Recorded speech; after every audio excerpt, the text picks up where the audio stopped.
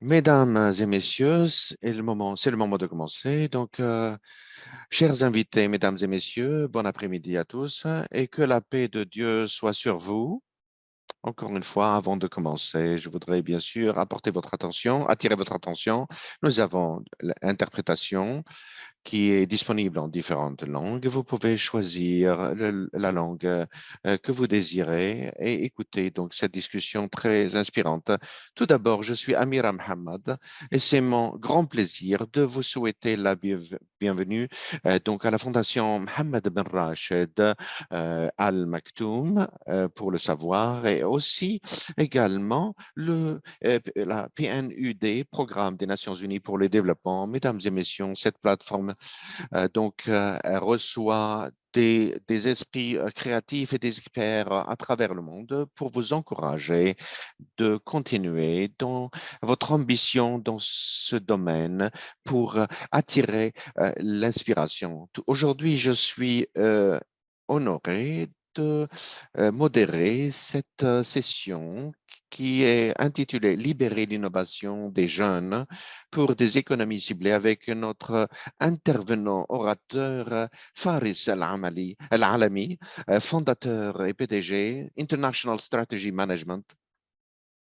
C'est une personnalité unique. Faris était un conseiller spécial est un expert en écosystème à la Banque mondiale et il a travaillé également avec Goldman Sachs et aussi il aide les étudiants en MBA pour les guider et faciliter aussi les activités d'entrepreneurs et de formateurs. Et il a bien sûr travaillé avec plus de 61 dirigeants de pays et d'organisations qui ont fait appel à ces connaissances. Avant de commencer cette séance, nous avons dédié les dernières 10 minutes pour vos questions et vous pouvez les partager avec nous dans le chat. Discussion et vous pouvez aussi partager avec les organisateurs. Soyez le bienvenu, Monsieur Faris, dans cette session Libérer l'innovation des jeunes pour les économies ciblées. Merci, Amélie, pour cette présentation. Et aussi, je remercie le programme des Unies pour le développement. Et j'ai le plaisir de discuter avec vous ce sujet et de répondre à les questions des participants. Avant de commencer notre préparation, vous avez préparé pour nous vous avez préparé une présentation inspirante pour commencer. Donc, je vous donne la parole.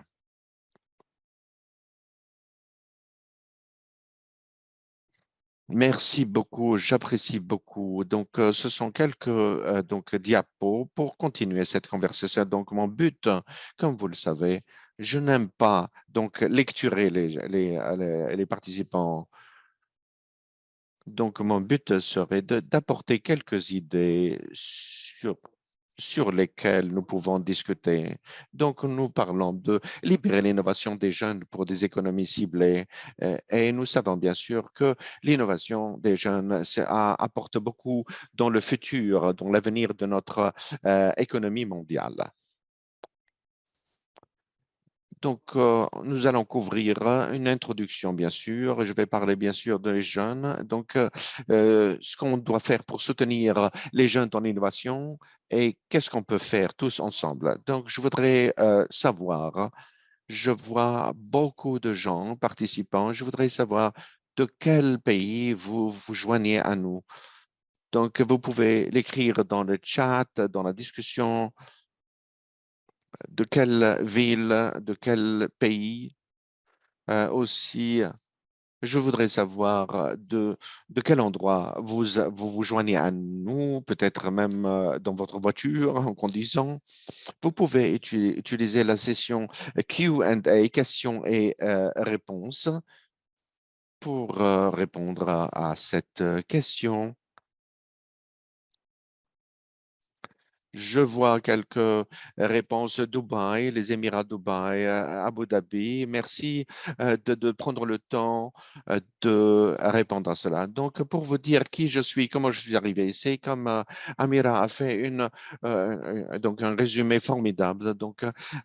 Mon travail a toujours été autour de l'entrepreneuriat et je suis vraiment très excité, heureux d'être parmi eux. Donc, aujourd'hui, nous avons bien sûr des jeunes je voudrais bien sûr apporter à notre attention que nos jeunes aujourd'hui, ce sont les leaders de demain. Si nous ne nous investissons pas, en qui doit-on investir? Donc, comme, comme j'ai beaucoup de participants avec nous, je voudrais savoir, quand on parle de jeunes, il y a beaucoup de définitions. Donc, les jeunes, c'est entre 20 ans et 40 ans ou avant. Donc, est-ce- si on dit 20 à 40, quel est le pourcentage de cette population dans le monde qui est entre 30 et 4? Quel est le pourcentage? Combien de jeunes dans la population qui sont entre 20 à 40 ans dans le monde aujourd'hui? Vous pouvez l'écrire dans le chat ou dans la question et réponse section. Je vois donc 70%. À peu près une bonne idée. Est-ce qu'il y a d'autres qui peuvent aussi? 60, donc 60%, c'est comme donc ça va crescendo. Personne. Oh, je vois 40. C'est parfait. Donc, il y a à peu près 2,5 milliards de jeunes entre 20 et 40. Et si vous ajoutez à cela ceux qui sont en dessous de 20 ans, c'est à peu près 4,9 milliards. Fabuleux. Cela dépend bien des websites, des sites Internet. Donc, même les chiffres dans la Banque mondiale sont différents, à peu près. Mais je vais dire qu'on a plus que de la moitié du monde, de la population du monde qui sont jeunes. Donc, nous pouvons bien sûr libérer l'innovation des jeunes pour ces économies ciblées. C'est une opportunité formidable. C'est l'âge préféré pour les jeunes. Donc, quelques faits. Donc, 60% des adolescents qui sont vraiment intéressés à lancer leur business dans l'entrepreneuriat. Et donc, euh, je, je voudrais bien sûr parler de l'entrepreneuriat en tant que business et en tant qu'état d'esprit, comment trouver des solutions aux problèmes. Et cela, bien sûr, vous voyez que 60% que utilisent donc les 60% des jeunes savent que cet entrepreneuriat est une façon de vie. Donc nous avons je voudrais parler bien sûr de créer cette innovation. Nous devons soutenir, apporter les ressources. Donc, la technologie, durant les dernières années, a bien sûr ajouté dans l'innovation, l'approche à l'innovation et l'accès à l'innovation également. Cela veut dire qu'il y a beaucoup de gens, d'adolescents ont accès à la technologie, que ce soit au niveau de la connaissance, du savoir, aussi même notre séance virtuelle. Donc, cela permet qu'il y a une grande opportunité pour apporter donc des ressources additionnelles. Quand on regarde également les jeunes, est-ce qu'ils pensent à des ressources justes? Donc, il est question d'argent, bien sûr, de financement. Donc, la connaissance, les connexions, le réseautage, tout cela fait partie des ressources justes pour les jeunes d'être innovants. Et donc, je connecte cela avec l'économie ciblée, purpose economy. Donc, cela a poussé. Comment on peut encourager l'innovation? Que pensez-vous de cela? Que doit-on faire pour encourager l'innovation? Vous pouvez l'écrire dans la section chat ou bien questions et réponses. Que devons-nous faire pour encourager l'innovation? Si je vois une réponse, est-ce que je peux donc répondre par voix? Donc, peut-être croire dans les idées des jeunes. Donc, la pensée créative. Donc, oui, nous savons cela, mais nous ne l'implémentons pas. Donc, nous créons des curiosités. Les gens, c'est vraiment très important. Si on est curieux, on peut poser de bonnes questions et aussi des questions ouvertes comme réponse. Et cela permet d'arriver à plus d'innovation. Donc, de permettre aux jeunes d'avoir une pensée libre, pas seulement de dire ça c'est bien, ça c'est mauvais. Non, c'est d'accepter des idées des jeunes. Nous devons bien sûr aller les idées des générations à venir. Donc, je parle d'une personne individuelle. Donc, c'est une bonne, ça peut inspirer, donc, cette idée d'une personne peut inspirer d'autres. Donc, ces discussions peuvent générer d'autres idées pour penser à des choses peut-être différentes ou d'une autre façon, penser d'une autre façon. Donc, créer une curiosité. Le deuxième, permettre aux gens d'avoir un espace de pensée libre, ne pas juger. Permettez aux jeunes d'être penseurs libres. Donc, nous allons encourager les risques. Nous, donc, il y a des jeunes qui ont un échec dans le business, quel que soit le scénario. Donc, on est très, donc, on doit penser à des façons de les encourager et de trouver des moyens d'apprendre des échecs. Parce qu'un échec, c'est un pas vers la réussite. Donc, c'est comme ça qu'on les encourage à apprendre de leurs échecs pour réussir. Comment on peut connecter cela avec l'économie ciblée, purpose economy? Donc, la première question que Amira va me poser, qu'est-ce que c'est que l'économie ciblée? Et j'ai une définition très simple. Donc, donc, on est dans l'économie créative où les gens créent, bien sûr, durant les deux dernières années, où on est passé vers purpose economy, l'économie ciblée. Et c'est de ma façon de voir les choses. Et, les gens vont au travail parce qu'ils veulent aller au travail qu'ils aiment. Et donc, aujourd'hui, ils cherchent un travail qui a du sens pour eux. C'est-à-dire ce travail, cet emploi qui me permet d'avoir un impact sur les autres, sur notre société. Donc, si vous posez la question 10 ans auparavant aux jeunes, ils travaillaient. Ils voulaient trouver un emploi où ils peuvent vivre et jouer également, avoir du plaisir. Mais aujourd'hui, non. Donc, ils vont le, I mean, d'avoir et bien donc avoir une mission, avoir une vision. Donc, nous pouvons bien sûr libérer beaucoup d'idées sur les businesses ou les affaires.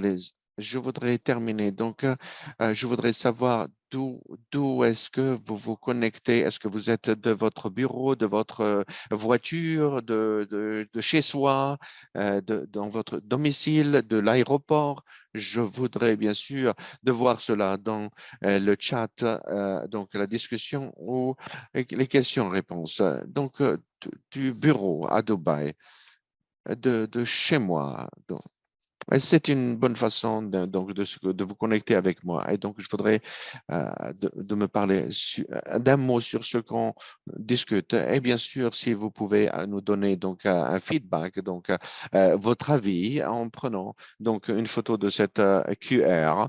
Donc, je donne maintenant la parole à Madame Amira parce qu'elle a beaucoup de questions à poser. Et vous pouvez me contacter. Donc, utilisez votre caméra de téléphone pour me contacter. Amira, la parole est à vous. Merci beaucoup de me permettre d'avoir fait cette introduction. Merci beaucoup, Monsieur Fares. Ce sujet nous apporte beaucoup de questions. Donc, trouver c'est donc quel est le but? Trouver le but dans votre vie. Donc, quand on est dans un monde qui est en vitesse croissante, qu'est-ce que c'est qu'un but et comment on peut le trouver dans ce monde point ouvert à beaucoup d'opportunités. Donc, quels sont les objectifs? Donc, quand je vois l'objectif, bien sûr, il y a des définitions, c'est d'être créatif sur la durabilité, mais de mon point de vue, pour les jeunes qui cherchent du travail, parfois ça prend une minute d'aller très profond pour voir pourquoi je suis ici et la COVID a permis à beaucoup de gens de réfléchir sur ce que je dois faire, qu'est-ce que je dois faire dans la vie, qu'est-ce que je veux faire, quel est l'impact que je veux avoir sur la communauté ou sur un sujet spécifique ou une idée. Une fois que vous avez identifié, parfois, en fait, ça peut être je dirais, une route, mais pas une destination. Donc, je veux avoir un impact sur l'économie, la connaissance de l'économie. Donc, vous pouvez trouver bien sûr beaucoup de choses. Donc, la durabilité, par exemple, qui me, qui m'intéresse. L'utilisation de plus de panneaux solaires et nous évoluons dans. Donc, l'économie ciblée, enfin, c'est de trouver le sujet qui vous intéresse et prendre quelques questions. Quel est mon objectif? Qu'est-ce qui m'intéresse? Quelles sont les idées? Quelles sont la foi que j'ai dans cela? Quelle est la ville dans laquelle je crois? Et vous trouvez bien sûr un travail autour de ce sujet. Au début, bien sûr, je vois beaucoup de gens qui arrivent à des entreprises qui disent j'aime ce que vous faites, comment je peux être impliqué. Cela arrivait donc une fois par an ou une fois tous les 3 ans. Maintenant, ça arrive de façon beaucoup plus rapide. Les gens appellent et disent, j'aime beaucoup ce que vous faites. Comment je peux être engagé avec vous et impliqué dans votre vision? Donc, c'est pour répondre à la question numéro un. Donc, creuser profondément dans les racines pour voir quel est l'objectif de ces organisations, des entreprises de cette ville et essayer d'explorer pour vous lancer de libérer votre élan. Est-ce que vous pensez qu'il est très difficile de trouver une carrière avec objectif? Comment on peut trouver ce travail dont on rêve et comment on pousse au maximum nos efforts? Donc, est-ce que cela limite notre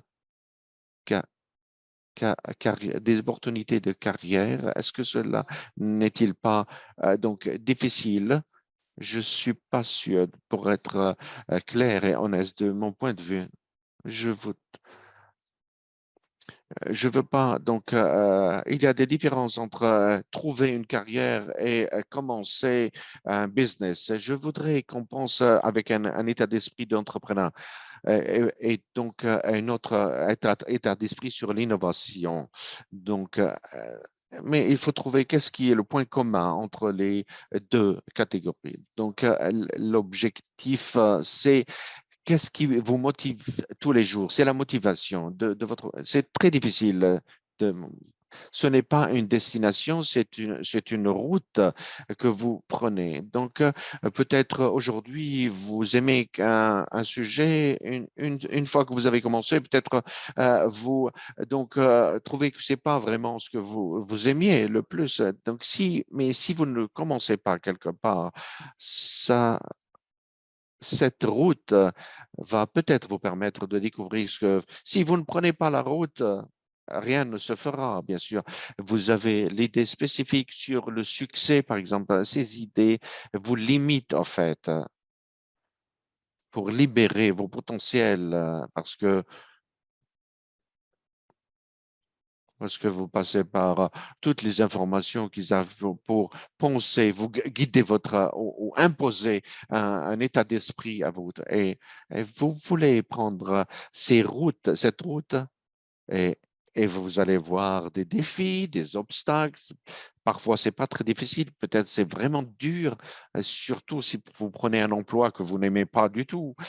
Donc, ces choses-là peuvent devenir des blocs sur votre route, mais bien sûr, ces choses peuvent arriver même si vous allez vers la carrière que vous voulez. Donc, mon attitude, mon idée, donc prenons cette route qui peuvent donc lancer votre et libérer votre élan, votre connaissance.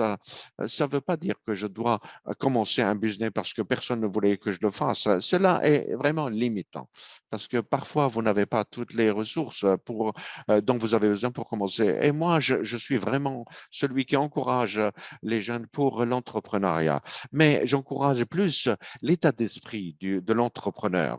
Donc, comment trouver des solutions aux problèmes, problem solving, comme on dit, et donc aussi créer bien sûr des innovations dans les entreprises. Et pour ceux qui prennent le risque de d'ouvrir des boîtes ou des affaires, ils peuvent être avec un état d'esprit innovant et entrepreneur et faire des partenariats, bien sûr, parce que si vous êtes dans un emploi, que vous êtes limité ou peut-être fixé par un certain genre de mission dans le travail. Donc, l'innovation est liée très fortement sur l'économie à objectif. Quels sont les autres piliers de l'économie ciblée? Donc, la société doit jouer un rôle parce qu'aujourd'hui, si vous voyez les tendances, Amira, il y a beaucoup d'études qui montrent que beaucoup de gens qui passent des régions rurales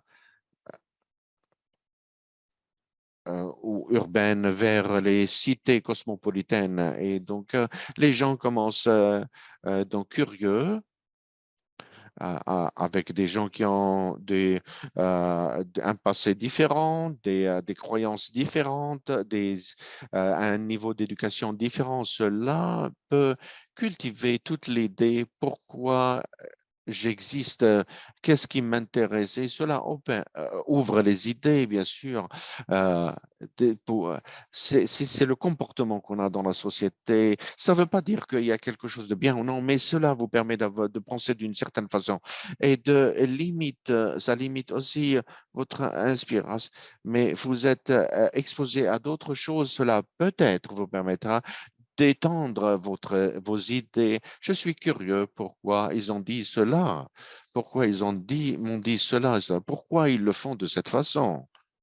Donc, comme vous avez le football à la Coupe du Monde, les Japonais certains spectateurs japonais qui prennent des sacs et qui ramassent donc les déchets. Pourquoi ils le font? Est-ce que c'est bien, c'est pas bien?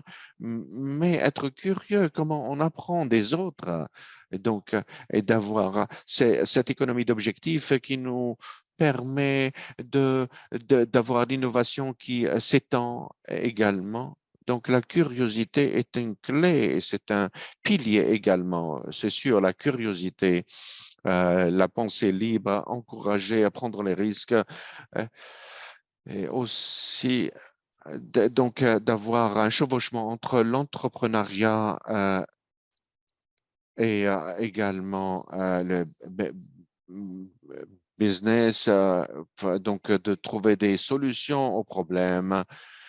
Donc, dans cette peur, nous pensons bien d'une idée que nous sommes de vous permettre pourquoi vous faites ce que vous faites, pourquoi donc ça vous intéresse, et comment vous pouvez étendre le bien, comment avoir un impact, et comment donc aligner votre valeur avec l'emploi, le travail. Donc, cela veut dire que l'entrepreneuriat des jeunes, cela semble meilleur. Il faut garder cet esprit de continuer malgré les défis et donc d'apporter quelque chose dans ce monde. Comment on peut habiliter les jeunes dans l'innovation sociale et l'entrepreneuriat? Quels sont les outils que nous devons leur donner ou de leur montrer la voie? Je pense de plus que ce que j'ai mentionné. Je crois en, c'est l'échange, avoir des opportunités sur cette plateforme, par exemple, de me permettre d'échanger mes idées avec des participants du monde entier, donc de discuter sur elle. Donc, cela parfois les expose malheureusement à la pensée limitée des autres, ou par exemple, qui vous disent, certains vous disent, si tu ne fais pas ceci, tu vas donc arriver à un échec. Mais il faudrait plus comment donc améliorer mon comportement pour libérer mon innovation. Donc, un échange aussi physiquement de permettre aux jeunes d'aller à différents endroits, différents pays. C'est une opportunité formidable où, bien sûr, c'est le monde qui permet de donner accès aux jeunes pour échanger. Et la plupart des gens que j'ai rencontrés ont vraiment réussi et ils ont échangé dans certains endroits, d'être inspirés par d'autres idées, par d'autres pairs, des collègues. Donc l'échange est bien sûr en plus de la pensée libre que j'ai mentionné, donc l'échange, c'est le quatrième pilier. Donc, c'est de travailler le moyen d'avoir le succès, que ce soit en ligne ou face à face. Et cela, bien sûr, va libérer un monde entier devant vous d'opportunités. Donc, échanger les connaissances, les expériences, les idées. C'est comme ça, en tant qu'être humain, on interacte, donc on échange et de le mettre dans un objectif bon et d'avoir un impact. Nous sommes en train de parler de l'économie du futur. Donc, vous avez parlé de l'innovation. Comment on peut, comment on peut insuffler l'innovation et la créativité dans nos économies? Donc, c'est un, c'est une mission de long terme. Donc, cela ne va pas arriver du jour au lendemain. Nous devons commencer du système K12, donc du secondaire. Donc, vous allez vous apporter, bien sûr, un papier. Donc, vous vous demandez d'avoir des couleurs et si vous faites des couleurs, des lignes avec, si nous pensons, c'est une opportunité au lieu voler le concept de créativité. Il faut laisser, je dirais, l'image. Il y a des gens qui veulent mettre des couleurs au-delà des strictes instructions. Donc, c'est une façon libre de penser d'une innovation. Il y a un moyen, bien sûr, de corriger cela, mais pour ceux qui veulent avoir une certaine forme, certaines couleurs, mais il y a des curiosités. Mais de demander pourquoi vous avez choisi ces couleurs différentes, parce que normalement les ours sont bruns. Pourquoi vous les avez coloriés en bleu, autre couleur? Mais peut-être c'est une idée folle ou qu'on n'avait jamais rencontrée, mais cela est très intéressant et créatif. Donc, on peut le faire de cette façon. Ce sont en fait des opportunités qui sont manquantes dans notre système d'éducation ou d'infrastructure. Si vous le faites pour l'âge 12, 14, 16 ou 18, parce que les jeunes sont excités par faire des choses différentes que la norme. Il faut trouver un moyen de les encourager et aussi, euh, au lieu d'enseigner uniquement cette couleur pour cet animal, par exemple, mais cela, donc, numéro un, utiliser différentes façons d'enseigner. Deuxième, je vois une opportunité formidable de la façon dont on enseigne. Je vois des éducateurs formidables. Donc, j'étais heureux, vous avez mentionné. Donc, je suis mentor de MBA. Un des enseignants a porté des gens de la rue pour discuter d'un problème devant les étudiants de MBA.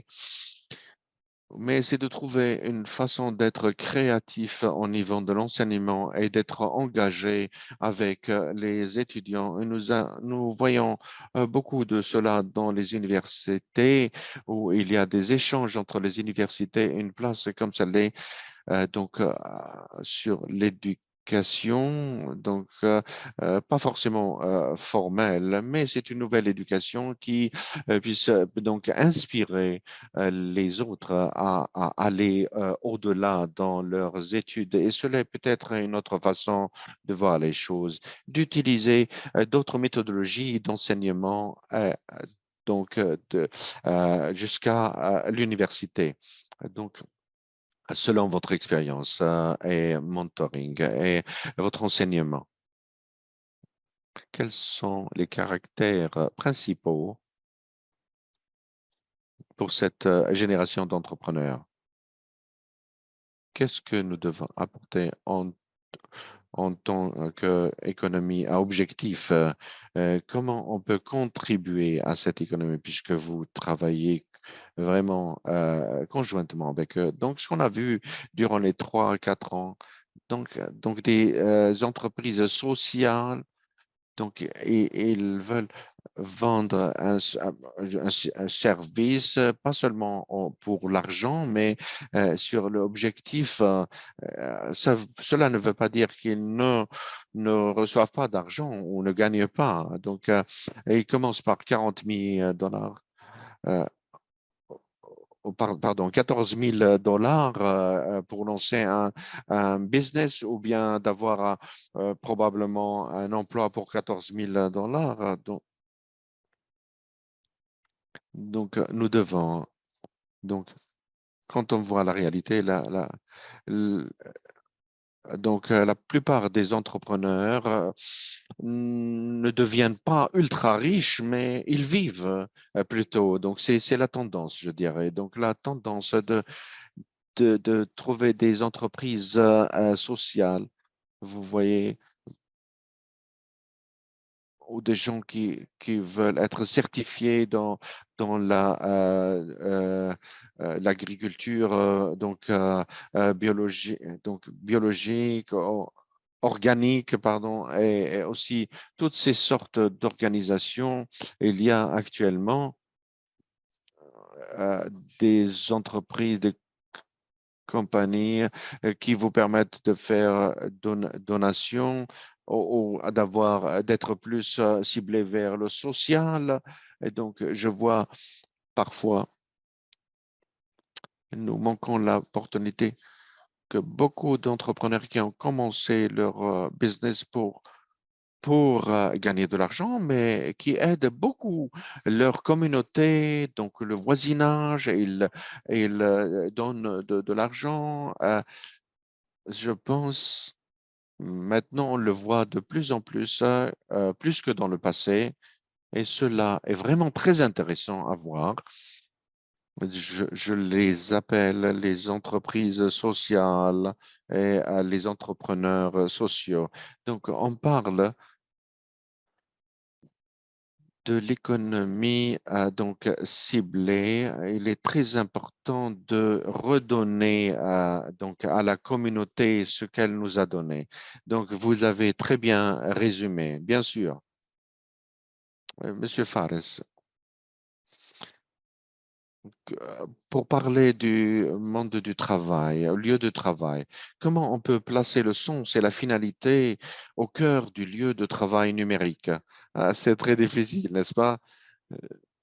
Je vous vois seulement 2 centimètres par 2 centimètres. Je crois nous devons échanger, comme je dis, c'est un point clé, pas seulement en numérique, mais aussi en face à face. On doit trouver un moyen où c'est hybride. Il est très difficile d'ignorer la technologie, Amira. Nous n'aurions pas pu l'opportunité, cette opportunité, vous deviez venir aux États-Unis ou je devais venir à Dubaï.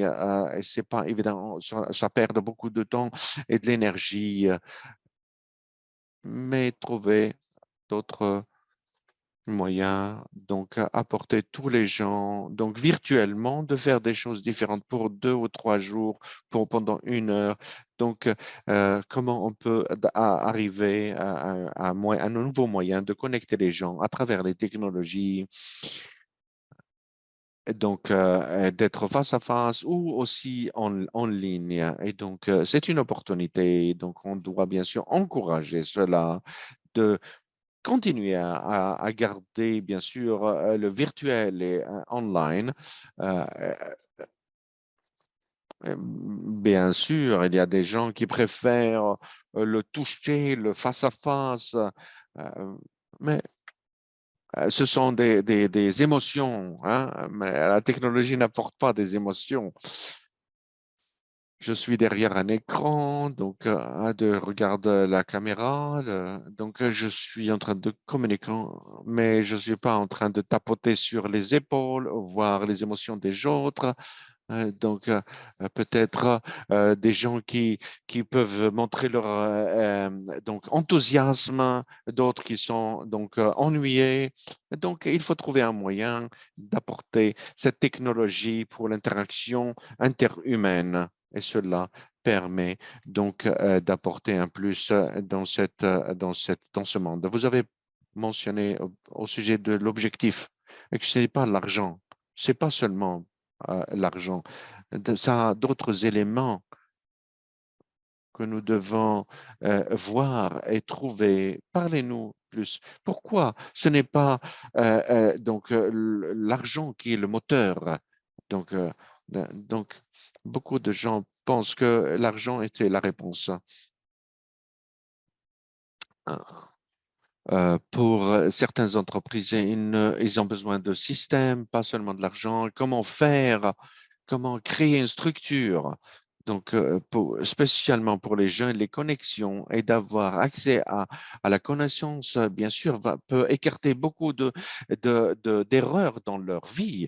Et l'apprentissage, bien sûr, de voir les expériences des autres, comment ils sont passés, comment ils ont pris leur voie et il faut être donc de voir s'il y a des erreurs, il faut que je trouve des solutions donc pour éviter les mêmes erreurs, bien entendu. Donc je prends cette route. Donc c'est sûr, il y aura des limitations de vitesse par dos d'âne, par exemple. Donc il faut que je ralentisse un tout petit peu. Ensuite, je me relance et cela me permet de réfléchir donc, et d'être conscient de la situation, et pas seulement d'éliminer 100%, mais de réduire le pourcentage de tomber dans l'erreur et d'arriver sain et sauf là où je veux, où je rêve d'arriver. C'est ce que je voudrais donc pousser et encourager. Si vous devez donner un conseil aux entrepreneurs, comment être un membre donc efficace pour l'économie ciblée. Quels sont les conseils que vous pouvez partager avec eux? Donc, j'évite toujours ce que doit faire. Donc, même si je suis un conseiller spécial pour beaucoup de gens, je commence toujours par Vous ne devez pas penser à mes conseils. Donc, questionnez toutes mes idées parce qu'à la fin de la journée, chacun de nous est tellement différent. Donc, votre accès à l'information, la façon de recevoir les informations, la façon d'analyser, ça va être complètement différente de comment je vois l'information, l'accès à l'information. Donc, ma pensée est différente. Donc, ma pensée ici est différente de ceux qui sont à Dubaï ou dans d'autres euh, pays. Ça va être différent, c'est ce que je pense. Donc, mon conseil, comme je le dis toujours, dans le campus des entrepreneurs résilients. Donc, c'est ceux qui attendent que quelque chose d'arriver pour passer, pour prendre action, non, arrêtez. Donc, vous avez quelque chose. Donc, commencez par ce que vous avez. Donc, regarde, et, et est-ce que je peux donc lui donner de l'importance pour arriver à ça? Ce sont des petites étapes. Peut-être pour vous, c'est petite, mais ça peut être une grande étape pour beaucoup d'autres. Et donc, ça vous permet de continuer, de prendre la route sur. Donc, encore une fois, c'est une route, ce n'est pas une destination. Donc, une fois que vous prenez la route, vous pouvez peut-être trouver d'autres ressources, meilleures connexions, meilleures façons.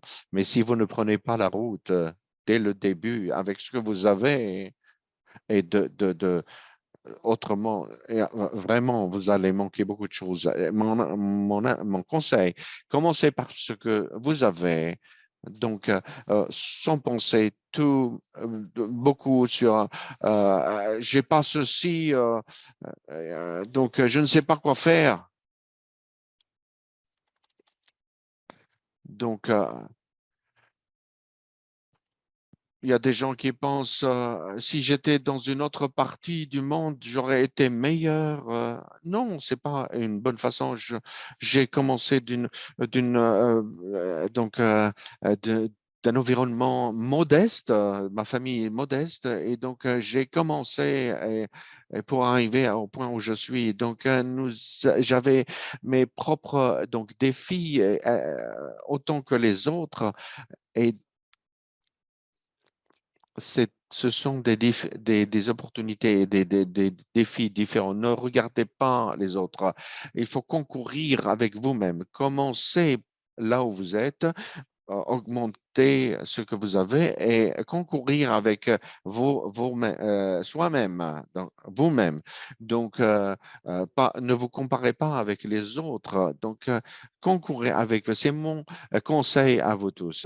Donc, nous devons concourir avec nous-mêmes et de voir où nous sommes aujourd'hui et continuer où nous voulons arriver le prochain jour. Ma dernière question avant de continuer vers la session questions et réponses, et nous avons beaucoup de questions de l'audience que je voudrais partager.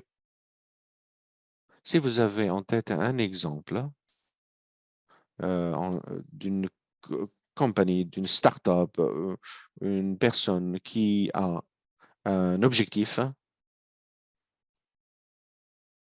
et ça a été un grand exemple que vous pouvez donc partager. Oh, vraiment. Je pense qu'il y a beaucoup d'histoires et d'exemples et je pense à un exemple que j'utilise. J'ai travaillé avec un entrepreneur qui avait de l'intérêt pour la nourriture, l'aliment, les aliments.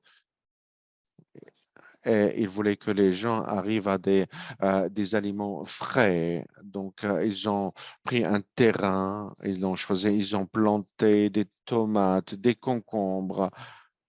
Il le donnait, il l'offrait. Donc, ce terrain est devenu un deuxième, un troisième, est devenu une ferme pour subvenir aux besoins de toute la communauté. De mon point de vue, de ma perspective, avait bien sûr un impact formidable. Donc, et vendait à la fin, mais pas pour l'objectif de s'enrichir, mais d'apporter bien sûr de l'aide à la communauté.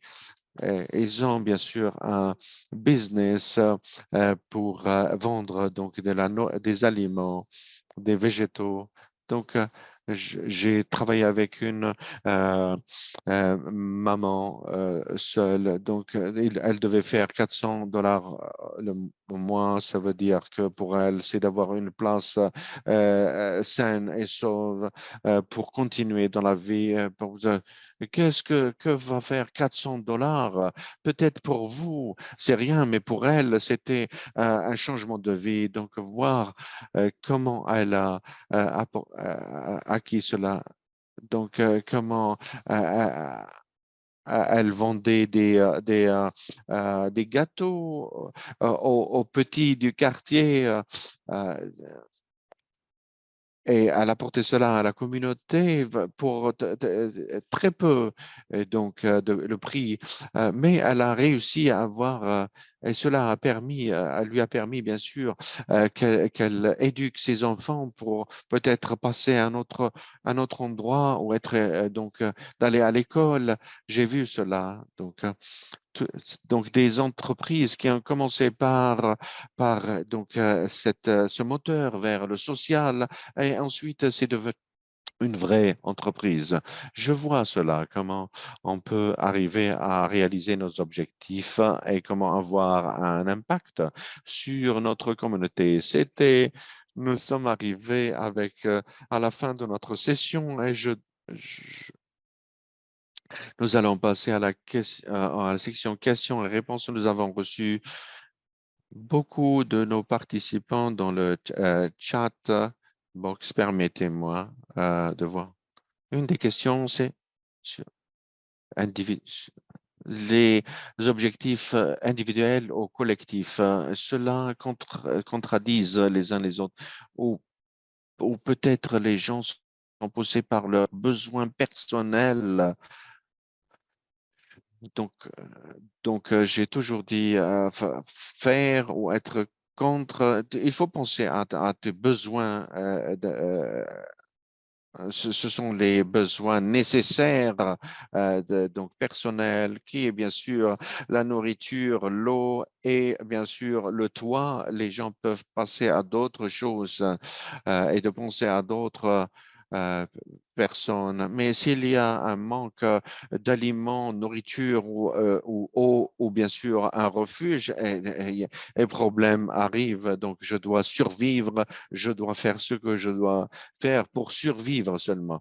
Donc, si on peut aider la société de passer au-delà de ses besoins de base, donc un autre monde va s'ouvrir. Il y a une balance.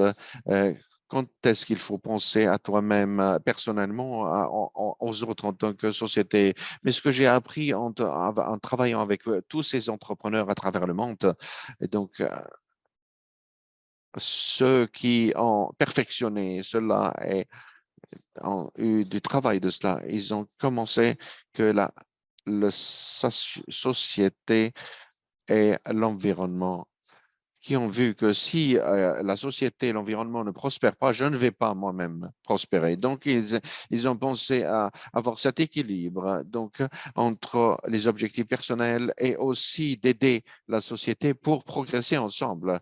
Donc, la clé, c'est pas de rester sur une ligne pour longtemps.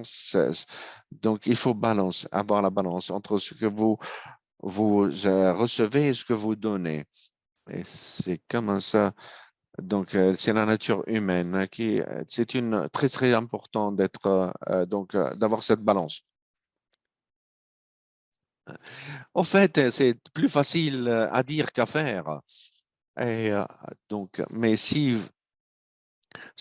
vous savez cela, donc prenez une route et continuez. Il ne faut pas penser seulement vous, mais aussi ce qu'il faut donner aux autres. Cela veut dire que si vous ne pensez pas, vous ne prenez pas votre famille en vacances, je suis vraiment euh, pas innocent dans ce domaine-là.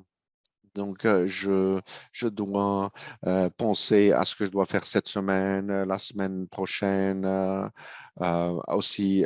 Donc, il faut toujours prendre le temps sur la réflexion. Il faudrait. Une autre question, Monsieur Fares.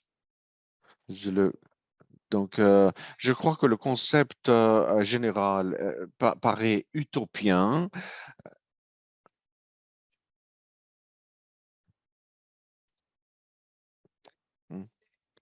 Est-ce qu'il y a une évidence que le shift, le changement, est en train de se faire? Donc, ça a été en mars 2020. Si vous n'avez pas vu les démissions ou les gens qui regardent la gig economy,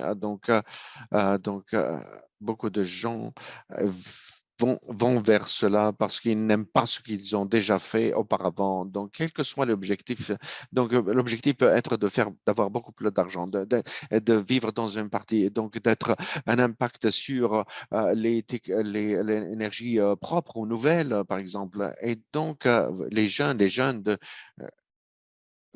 font beaucoup de choses pour arriver à cette route d'objectifs. Et donc, le changement, le shift a changé depuis mars 2020 avec beaucoup d'employés qui ont quitté leur emploi pour trouver l'objectif auquel ils aspiraient. C'est une tendance que vous voyez. Et quand vous regardez les jeunes de nos jours, certains sont restés pour être dans l'université plus au lieu d'aller directement aux entreprises. Mais maintenant, on le voit dans les données qu'il y a un changement et cela a commencé en 2020 et nous sommes encore dedans et cela prend de 5 à 10 ans pour que les données nous donnent les réponses. Donc, je suis au milieu pour voir. Je suis sur le terrain donc de 50-10. Voilà, voir tous les concepts dont on parle. Ça a commencé en 2020. Les études ne sont pas encore en donnant des résultats. Donc, vous voyez les tendances, mais nous devons y penser et en parler. Merci, Farah. Une autre question de notre audience. Quelles sont réformes nécessaires au niveau national pour donner de l'élan à l'économie ciblée. Je peux résumer une réforme de l'éducation, donc pour de voir une façon d'encourager l'innovation. Donc c'est comment on trouve donc un état d'esprit de leadership entrepreneur, aussi des sciences. On veut que tout, on ne cherche pas d'avoir que des experts, que des scientifiques. Nous avons besoin d'innovateurs, de créateurs,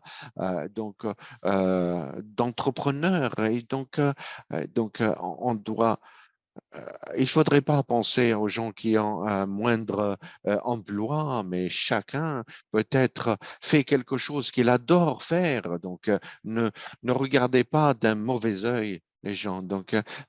Premièrement, donc, euh, révolutionner l'éducation et comment on peut pousser l'éducation d'avoir plus de curiosité. Donc, également, à améliorer que quelle que soit la position que vous prenez, est exactement pareil que d'autres, quel que soit docteur ou ingénieur ou les personnes qui nettoient les routes. Nous sommes des êtres humains et malheureusement, on a cette tendance à juger les autres, mais il faudrait qu'il y ait cette discussion d'échanger entre les gens qui ont différents passés, discuter des idées et d'être plus bienveillant et d'accepter les autres dans la réalité. C'est très important d'échanger, comme vous avez insisté dans cela, dans cette session, pour la connaissance et l'impact que nous avons sur notre économie à travers ce processus. Je vais mettre fin à à cette session avec cette question. Et je veux vraiment connaître la réponse. Est-ce que vous pouvez recommander un livre sur l'économie ciblée et l'innovation? Il y a beaucoup de livres, j'adore les livres. Donc, un des livres que je trouve un très formidable parce que ça reflète les Eight Habits, Stephen Covey, les les 7 habitudes par Stephen Covey. Donc, il y a beaucoup d'autres livres que je trouve qui m'ont permis d'ajouter beaucoup de ma façon à voir le monde, euh, de découvrir vos points forts. Et il y a des livres comme ça hein, qui peuvent potentiellement vous permettre de renforcer votre voyage hein, pour aller vers l'avant. Merci beaucoup, Monsieur Faris, pour partager avec nous vos pensées, expériences et cette session engageante sur l'économie ciblée. Nous avons appris beaucoup plus avec les exemples que vous avez partagés avec nous, toutes ces couleurs et combien il est important d'avoir un impact sur ce monde. C'est vraiment important. Merci beaucoup, Monsieur Fares. Merci, Madame Amira, et merci pour le forum du savoir des jeunes et du programme des Nations Unies pour le développement et tous les gens, les participants, les interprètes, la technologie. Donc, je vois bien sûr beaucoup de gens qui travaillent sur cette session virtuelle. Merci pour tous vos efforts. Euh, parce que cela permet donc d'avoir plus de connexions et de partager des idées.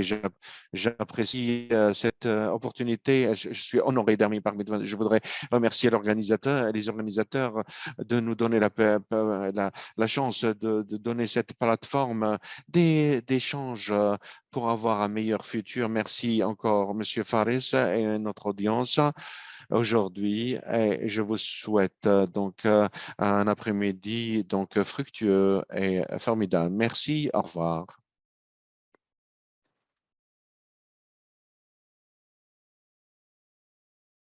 Merci Amira, Madame Amira et Monsieur Fares. Donc, c'est terminé pour nos participants. Il y a eu des dizaines de questions du lobby et d'autres médias sociaux. Merci beaucoup. Ça a été vraiment très important. Donc, nous allons proposer l'enregistrement rapidement. Et est-ce que vous permettez, Monsieur Faris, qu'on